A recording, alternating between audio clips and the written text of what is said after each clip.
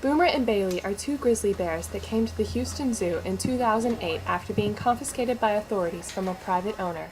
In April of 2006, the SPCA got a call about a pack of wild dogs running around a barn on someone's property in Gonzales County. When authorities arrived to investigate, they discovered more than a dozen exotic animals in cages inside the barn. The cages these animals were living in were very small and did not have a fresh source of water. The owner told the investigators about taking the bears to Renaissance festivals and county fairs to perform.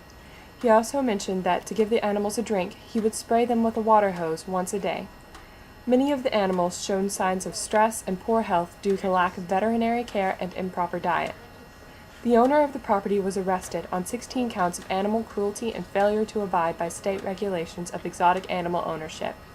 In all, 11 bears, 2 tigers, 2 wild hogs, and a macaw were removed from the property.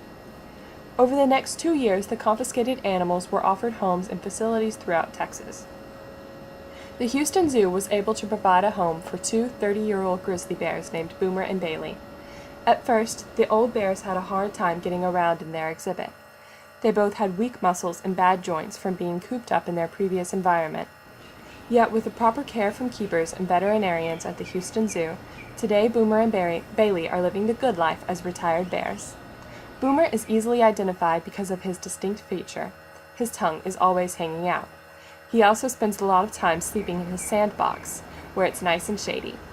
Bailey likes to sleep in his pool and enjoys interacting with keepers for food and attention. These two bears are perfect examples as to why these animals aren't meant to be pets.